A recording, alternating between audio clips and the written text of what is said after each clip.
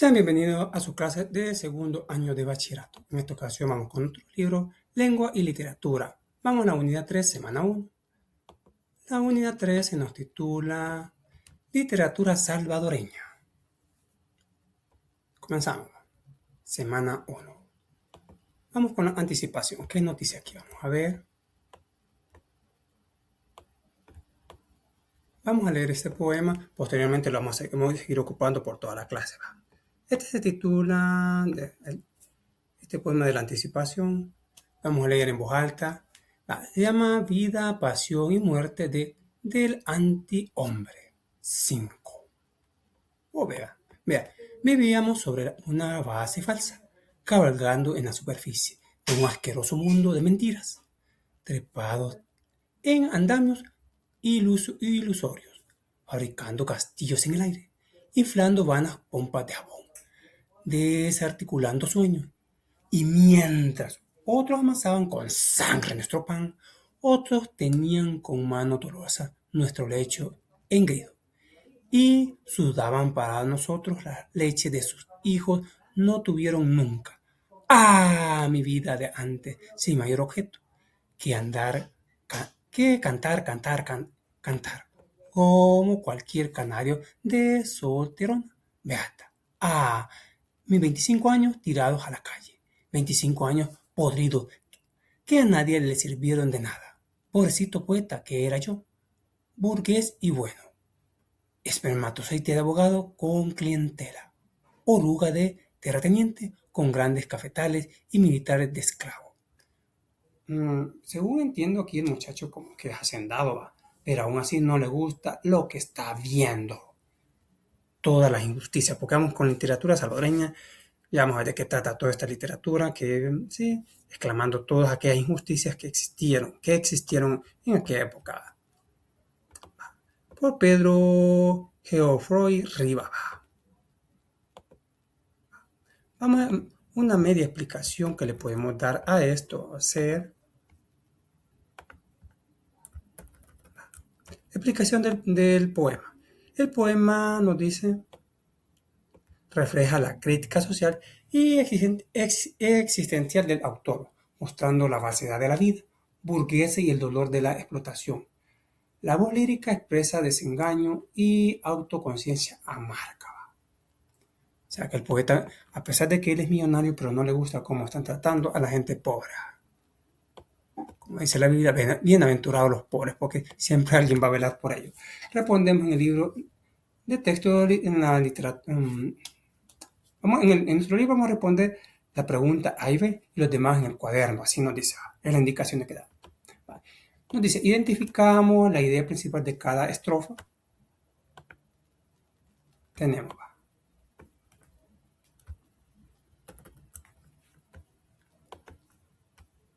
comenzamos. Tenemos que. Nos dice, la primera estrofa muestra la vida falsa y su práctica. La segunda revela que esa falsedad se sostiene en el sacrificio de otro. ¿Qué sentido adquiere la primera estrofa a partir de la idea que plantea el poeta en la segunda estrofa? Explicamos. La primera estrofa adquiere sentido porque la segunda explica que la aparente comunidad se construye sobre el sufrimiento ajeno. Sé que hay lo que quiere decir que hay gente que vive feliz, vive bien cómoda, pero a costillas de otro. A ver, ¿a quién está cayendo todo esto? Analizamos los versos subrayados y respondemos. ¿Qué sentimiento expresa la voz lírica? Los versos subrayados expresan frustración, vacío de arrepentimiento por una vida inútil y desperdiciada. ¿Cuál es el tema central del poema? Explica la elección del tema. El tema central es el desengaño existencial y la denuncia social, elegido para mostrar falsedad de la vida cómoda. ¿Qué estrategias de comprensión oral pusimos en práctica al escuchar al poema? Se practicaron las estrategias como escuchar con atención, identificar ideas principales y relacionar estrofas para comprender mejor el poema. Página 70. Pasamos a la siguiente. Comprensión del texto oral. Explicamos lo que dice la página 71. La comprensión oral es una habilidad clave en la comunicación entre emisor y receptor. Permite recibir, entender e interpretar mensajes de manera efectiva. El proceso incluye varias estrategias que se deben practicar: reconocer significativa, identificar sonidos y palabras en un discurso. Seleccionar implica distinguir las ideas principales y relevantes. Interpretar es dar sentido al contenido y comprender la intención comunicativa. Anticipar consiste en prever lo que se dirá gracias a conocimientos previos. Inferir permite reducir la información no dicha y captar gestos o tonos. Retener significa conservar las ideas principales y la estructura del discurso en conjunto. Esta estrategia fortalece la interacción oral y la respuesta adecuada. Bueno, ahí tenemos la explicación de la página 71. ¿Qué más podemos decir? Sigamos. Ahora dice, desarrolla una conversación guiada por nuestro docente a partir de lo siguiente. ¿Cuáles son los aspectos principales para una buena comprensión oral? Explicamos. Los aspectos principales son reconocer, seleccionar, interpretar, anticipar, inferir y retener para comprender un discurso. ¿Qué quiere decir esto? Que vamos a seleccionar, interpretar, vamos a interpretar, pero de nuestra manera, ¿no? Buscamos a buscar una manera lógica de interpretar un texto, anticipar, si podemos anticipar de qué van a hablar, inferir y retener para comprender el discurso. Hay que detener lo que diga textualmente para después no estar inventando. ¿Cuál es la importancia de saber escuchar? Explicamos. ¿Cuál es la importancia de saber escuchar, poner atención? Saber escuchar es importante porque permite captar la intención comunicativa y responder de forma adecuada. Analizamos cómo fueron nuestra participación durante la socialización de la actividad 1. Vamos a ver qué podemos decir. ¿Qué recordamos de la información compartida sobre el análisis del poema? Recordamos que el análisis del poema mostró recursos barrocos y sentimientos intensos, lo que reforzó la comprensión oral. ¿Cuál es la importancia de la comprensión oral? Vamos a ver cuál es la importancia. Dice, la comprensión oral es importante porque asegura que el mensaje sea entendido, interpretado y retenido correctamente. Sigamos. Ahora vamos a la página 72, vamos a resumir. Vamos a leer, vamos a leer textualmente lo que dice para comprender la situación. Vamos a ver, dice, dice actividad 3, desarrollamos lo siguiente. Seleccionamos un tema de interés común para conversar y conocer nuestros puntos de vista. Los temas seleccionados, dice, seleccionamos cualquier tema de esto, la literatura como medio de expresión, también tenemos la importancia de cuidar el medio ambiente, también tenemos la diversidad de actividades deportivas que se practican. Ahí seleccionamos un tema de que habla, tomamos apuntes de las principales ideas de cada uno. Etapas del proceso de escucha. Antes, con un objetivo voy a escuchar. ¿Con qué objetivo voy a escuchar? ¿Qué sé que voy a escuchar? ¿Qué hacer para comprender el mensaje? Tome nota. Inferir sobre lo escuchado. Elaborar preguntas sobre lo escuchado, interpretar el lenguaje no verbal, tomar apuntes relevantes sobre el tema.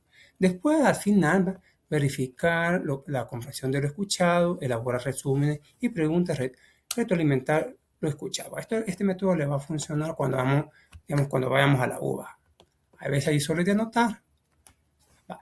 Actividad 4. Resuelvo las preguntas y después comparto con la clase. Pongo en práctica elementos de la etapa del proceso de escucha, sí o no. ¿Por qué? ¿Qué podemos decir a eso? Podemos decir,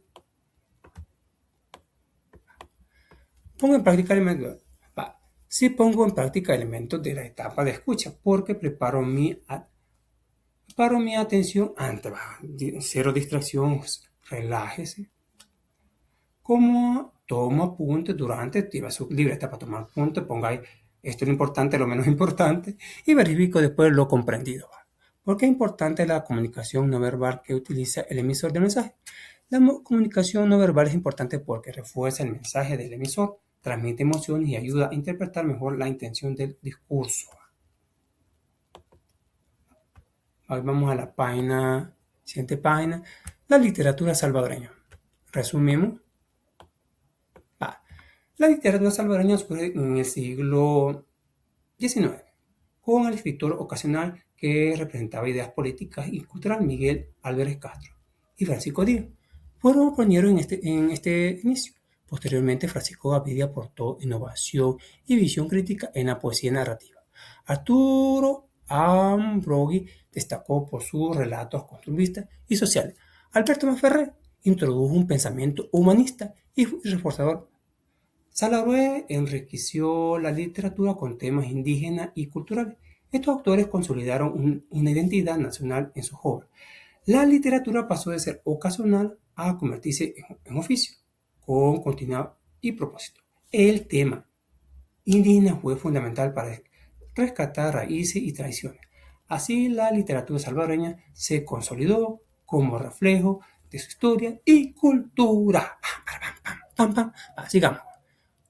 Ahora contestamos las preguntitas, nos dice, de la página 73 de nuestro libro. Siempre cuando tengamos estas clases, anotemos ahí o tengamos nuestro cuaderno a mano o nuestro libro. Resolvemos en el cuaderno el literal A en el libro del texto y lo demás en el cuaderno. Identificamos y subrayamos la información principal que presenta el texto. En mi opinión, podemos subrayar esto.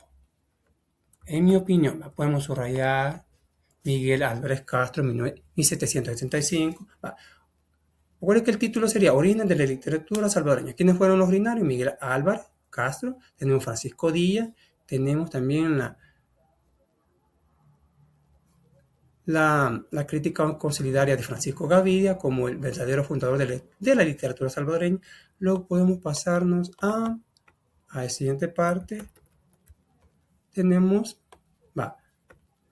en la primera mitad del siglo XX, la literatura cuestionaba la precariedad, la exclusión y la explotación indígena y campesino. Y también podemos decir, puede considerarse a Gavidia, Ambroggi, Masferrer y Salaberry como los fundadores de la literatura salvadoreña nacional, dice aquí, por Roque Valdizón. Ahora vamos a contestar las preguntas. Sigamos con la pregunta B, C y D. ¿Qué características y autores fundacionales de la literatura salvadoreña menciona el texto? Se menciona a Álvarez Castro Díaz, a Gavidia, a Ambroggi, Masferrer, Salaberry como fundadores y presentadores clave. Según el texto, ¿en qué se diferencia un escritor de oficio de un ocasional? Explicamos. Podemos decir, el escritor ocasional escribe sin continuidad. El de oficio se dedica plenamente y construye una obra sólida. ¿Por qué los escritores de la época consideran importante el tema de lo indígena? Explicamos. ¿Qué podemos decir allí? Vamos a ver, reflexionamos un poquito. Como una ayuda podemos decir, los escritores valoran lo indígena porque refleja raíces culturales y fortalece la identidad nacional en sus obras. Pasamos al siguiente. Vamos con la página 74. Sí, ¿qué página vamos ya? Vamos en la página 74.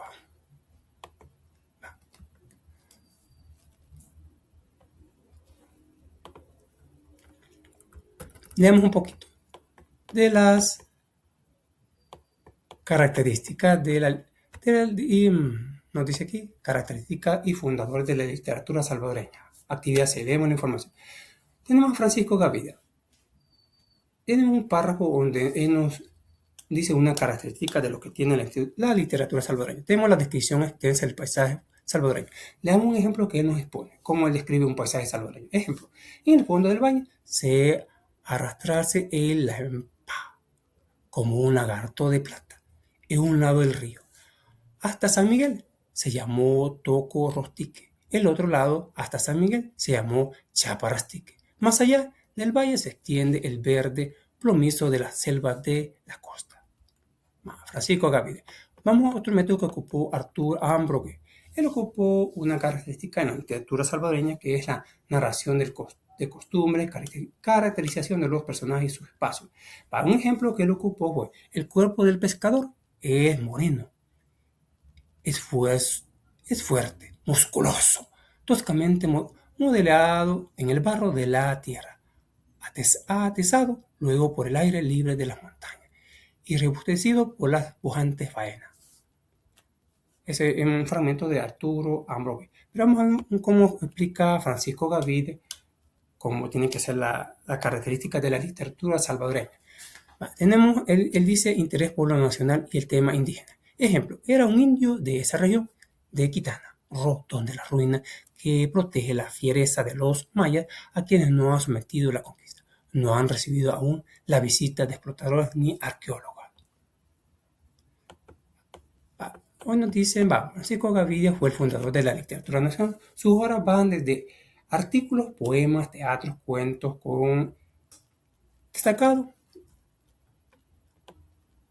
manejo de la prosa, caracterización de prosa, de personaje y descripción de ambiente. Algunas de sus obras son Poesía, 1877, Cuaderno Poético, Versos, 1884, Poesía, Júpiter, 1895, Teatro, Júpiter es bien bonita esa obra, de un santanero. Tenemos a Arturo Ambroggi, fue uno de los mejores cronistas de la literatura salvadoreña, maestro de la prosa y de gran capacidad descriptiva. En su obra evoca la vida en San Salvador desde finales del siglo XIX a través de un lenguaje visual, descriptivo, fresco y sugerente.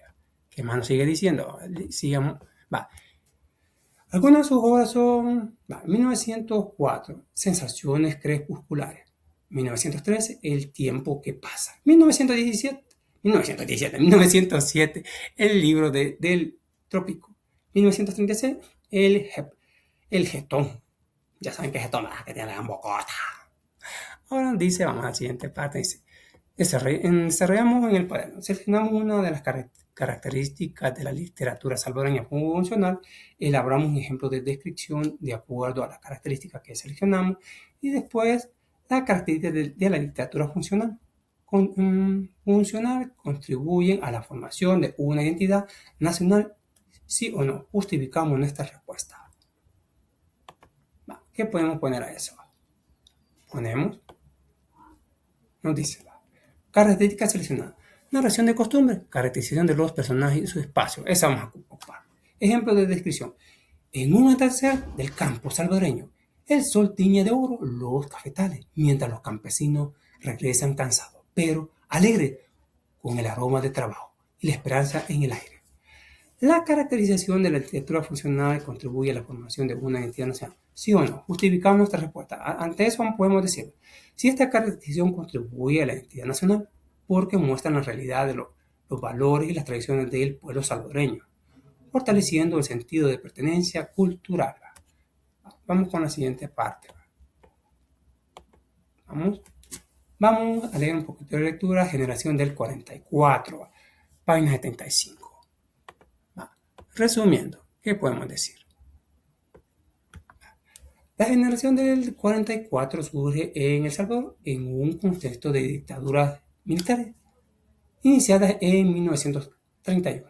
La representación de 1932 contra indígenas y campesinos marcó fundamentalmente la sociedad.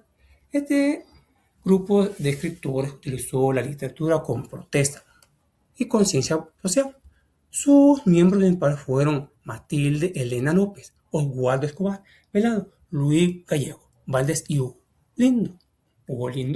La literatura de esta generación se comprometió con verdad y justicia y democracia. También promovió la reflexión sobre problemas sociales e históricos, formalmente experimentando la vanguardia latinoamericana, la poesía lírica y la protesta. Desarrollamos una conversación guiada por el docente a partir de lo siguiente. Reflexionamos y comentamos la situación social y política en que surge la generación del 44. ¿En qué consiste eso? ¿Cómo fue eso? Sí, fue del año de 1944, según parece. Relacionamos las características de esta literatura con el poema de Pedro Geoffroy Rivas, que leímos en la actividad 1. Por en actividad 1 leemos un poema, vamos a recortarlo un poquito. Por les dije que lo vamos a seguir ocupando el inicio de la semana y respondemos cuáles características evidencia el texto. Vamos a ver, comencemos. Reflexionamos y comentamos la situación social y política que surge en la generación del 44. La generación surge en un contexto de dictadura militar y represión social, lo que motivó su compromiso político. ¿Qué más podemos decir? Relacionamos las características de la literatura salvadoreña con el poema de Pedro Geoffroy Rivas que leímos en la actividad 1 al inicio de la semana y respondemos cuáles características evidencia el texto. Recordemos un poquito el texto que decía que no le gustaba, bueno, a pesar de que él era millonario, no le gustaba cómo miraba a la gente pobre. El poema evidencia la caracterización de la generación del 44 porque muestra compromiso con la verdad y la justicia, denuncia la opresión social y la explotación y expresa la búsqueda de libertad frente a la dictadura. Además, su tono de protesta y su lenguaje directo reflejan la función social de la literatura como herramienta de conciencia y crítica. Ahora vamos a leer una historia bien triste del perrito, una historia de un perrito. Consolidación, actividad 5. Leemos en turno y en voz alta el siguiente texto, La muerte del perro, por Arturo ¿qué? Pues no el esposo de la Teresa, no, no, Arturo Ambrogi. Arturo, dice. Comenzamos. En resumen, podemos decir, el texto La muerte del perro, por Arturo Ambrogi, describe una calle de San Salvador y la triste realidad de un perro abandonado. El animal enfermo y débil muere en la vía pública, sin recibir ayuda. La narración refleja la indiferencia social hacia los demás. Vulnerable. Ambrogi utiliza un estilo costumbrista y descriptivo para mostrar escenas cotidianas. El relato transmite compasión y denuncia la falta de sensibilidad humana. Así, se convierte en un espejo de dureza de la vida urbana. Respondemos a partir de la lectura en voz alta. ¿Quién es el emisor del texto y qué tipo de narrador presenta? Recordemos esas técnicas. El emisor es Arturo Ambrogi y el narrador es omnisciente, pues describe con detalle la situación y los sentimientos del perro. Pobrecito, el perrito se murió. Ahora vamos a contestar las preguntas de la página 36. ¿Cuál es la idea principal del texto? Vamos a ver.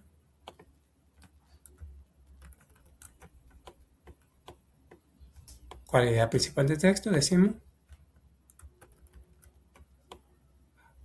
El relato muestra la indiferencia social frente al sufrimiento de un perro abandonado que muere en la calle, reflejando la dureza de la vida urbana. Identificamos las características que presenta el relato, justificamos nuestra respuesta con fragmentos del texto. Costumbrista y descriptivo. La calle Simón Caño. Pupuleaban los perros vagabundos. Ahí tenemos ese tipo de características. Ahora, realismo social. Un pobre animal, enfermo y débil, cayó en la vía pública. Así justificamos que está esa característica. Luego vamos con tono de denuncia. Murió sin recibir ayuda, reflejando la indiferencia de la gente. ¿Qué se puede inferir sobre la sociedad salvadoreña de la época a partir de la lectura? Se puede deducir que existía una marcada diferencia hacia los más vulnerables, poca sensibilidad social y una vida urbana dura donde los marginados quedaban olvidados. Escribimos un final alternativo para el relato de la muerte del perro en el que utilicemos descripciones. Vamos a hacerle un final alternativo. ¿Cómo nos gustaría que terminara el cuento del perro? Acuérdense que el perro murió lamentablemente, lo encontraron muerto. Sigamos. El perro exacto fue recogido por un niño que lo llevaba a su casa. Allí, bajo el calor de una lámpara humilde, el animal descansó sobre un viejo petate. La familia le dio agua fresca y un trozo de pan. Sus ojos antes apagados brillaron con gratitud en la penumbra de la noche. El perro encontró un hogar y la ternura que nunca había conocido. Así podemos contestar con un final alternativo. Compartimos con la clase nuestra respuesta y escuchamos los relatos de nuestros compañeros. Actividad en casa. Comento con mi familia o personas encargadas los aprendizajes de la semana sobre la comprensión oral, los orígenes de la literatura salvadoreña y los autores de 1944. Investigo otros datos históricos del contexto que surge la generación del 44. Comenzamos.